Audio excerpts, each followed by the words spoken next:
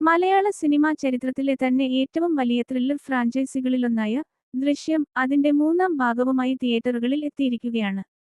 Mohanlal Jeethu Joseph കൂട്ടുകെട്ടിൽ പുറത്തിറങ്ങിയ ദൃശ്യം 3 കേവലം ബുദ്ധിപരമായ ട്വിസ്റ്റുകൾക്കപ്പുറം ജോർജ് കുട്ടിയുടെയും കുടുംബത്തിന്റെയും വൈകാരികമായ അതിജീവനത്തിന്റെ കഥയാണ് പറയുന്നത്. തിയേറ്ററുകളിൽ നിന്നുള്ള ആദ്യ പ്രതികരണങ്ങളെ അടിസ്ഥാനമാക്കിയുള്ള ഒരു സമഗ്രമായ അവലോകനം താഴെ നൽകുന്നു. വരുണിന്റെ കൊലപാതകത്തിന് ശേഷമുള്ള ഭീതിയും അതിന്റെ പ്രത്യാഘാതങ്ങളും ജോർജ് കുട്ടിയെയും കുടുംബത്തെയും ഇപ്പോഴും വേട്ടയാടുന്നുണ്ട്.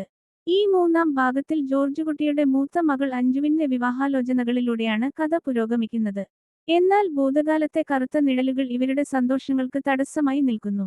പോലീസ് അന്വേഷണങ്ങൾ പൂർണ്ണമായും അവസാനിച്ചിട്ടില്ലെന്ന തിരിച്ചറിവും തങ്ങളെ ആരോ നിരീക്ഷിക്കുന്നുണ്ടെന്ന ഭയവും ജോർജ് കുട്ടിയെ വീണ്ടും ഒരു മാനസിക പോരാട്ടത്തിലേക്ക് നയിക്കുന്നു. മുൻ ഭാഗങ്ങളിൽ നിന്നും വ്യത്യസ്തമായി ദൃശ്യം 3-ൽ നമ്മൾ കാണുന്നത് ട്രോമ അഥവാ മാനസികാഘാതം ഒരു കുടുംബത്തെ എങ്ങനെ ബാധിക്കുന്നു എന്നാണ്. പുറമെ ശാന്തനാണെങ്കിലും ജോർജ് കുട്ടി ഉള്ളിൽ വലിയൊരു ഭാരം ചുമക്കുന്നുണ്ട്. തന്റെ കുടുംബത്തെ രക്ഷിക്കാൻ വേണ്ടി മാത്രം ജീവിക്കുന്ന അയാൾക്ക് തന്റെ സങ്കടങ്ങൾ ആരോടും പങ്കുവെക്കാൻ കഴിയില്ല. ഈ ഒരു ഒറ്റപ്പെടൽ മോഹൻലാൽ തന്റെ കണ്ണുകളിലൂടെയും നിശബ്ദതയിലൂടെയും അതിഗംഭീരമായി ആവിഷ്കരിച്ചിട്ടുണ്ട്.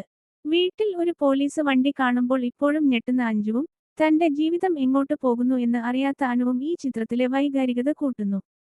കേവലം ഒരു ക്രൈം ത്രില്ലർ എന്നതിനപ്പുറം നിയമത്തിൽ നിന്ന് രക്ഷപ്പെട്ടാലും സ്വന്തം മനസ്സാക്ഷിയിൽ നിന്നും ഭൂതകാലത്തിൽ നിന്നും ആർക്കും ഒളിച്ചോടാൻ കഴിയില്ലെന്ന വലിയൊരു സത്യം ചിത്രം ചർച്ച ചെയ്യുന്നുണ്ട്. സിനിമയുടെ പോസിറ്റീവ് വശങ്ങളിലേക്ക് നോക്കുകയാണെങ്കിൽ ജോർജ് കുട്ടിയായി ലാലേട്ടൻ വീണ്ടും ജീവിക്കുകയായിരുന്നു. മുൻഭാഗങ്ങളേക്കാൾ കൂടുതൽ മാനസിക സമ്മർദ്ദവും പക്വതയും ഉള്ള ഒരു പിതാവിന്റെ ഭാവങ്ങൾ അദ്ദേഹം അതിഗംഭീരമായി സ്ക്രീനിൽ എത്തിച്ചു. അദ്ദേഹത്തിന്റെ സൂക്ഷ്മമായ ചലനങ്ങളും ഡയലോഗ് ഡെലിവറിയും തന്നെയാണ് ചിത്രത്തിന്റെ ഏറ്റവും വലിയ കരുത്ത്. ആദ്യ പകുതി കഥാപാത്രങ്ങളുടെ വൈകാരിക പശ്ചാത്തലം സെറ്റ് ചെയ്യാൻ സാവധാനത്തിലാണ് നീങ്ങുന്നതെങ്കിലും ലാലേട്ടന്റെ മാസ് എൻട്രിയും തകർപ്പൻ ഇന്റർവെൽ ബ്ലോക്കും പ്രേക്ഷകരെ ആവേശം കൊള്ളിക്കുന്നതാണ്.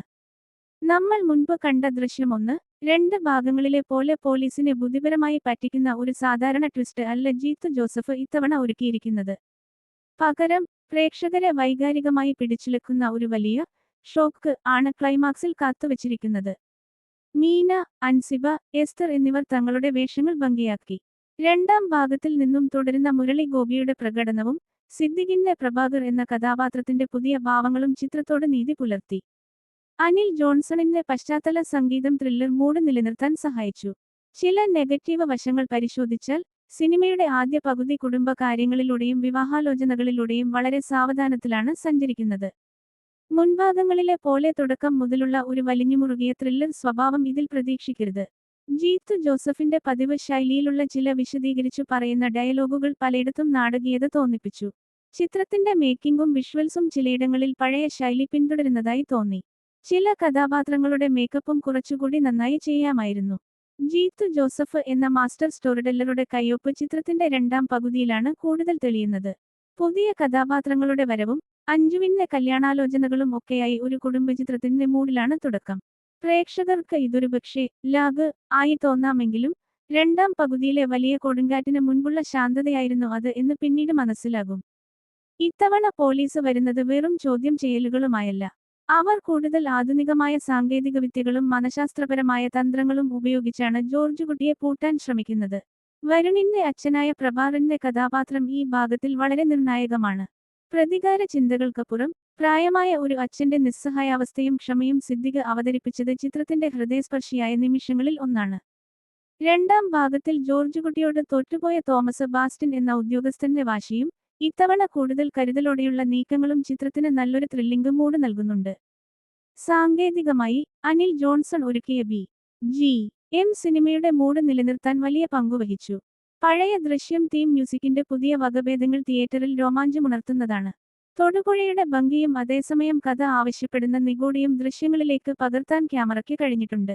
ഡാർക്ക് ഷെയ്ഡുകളിലുള്ള ലൈറ്റിംഗ് പല രംഗങ്ങളിലും കഥാപാത്രങ്ങളുടെ നിസ്സഹായാവസ്ഥയെ എടുത്തുകാണിക്കുന്നു. നിങ്ങൾ ദൃശ്യം 1-2 ഭാഗങ്ങളിലെ പോലെ തലപുകക്കുന്ന വലിയ ട്വിസ്റ്റുകളും പോലീസിനെ ട്രോളുന്ന ജോർജ് കുട്ടിയെയും മാത്രമാണ് പ്രതീക്ഷിക്കുന്നതെങ്കിൽ ദൃശ്യം 3 നിങ്ങളെ ചിലപ്പോൾ നിരാശപ്പെടുത്തിയേ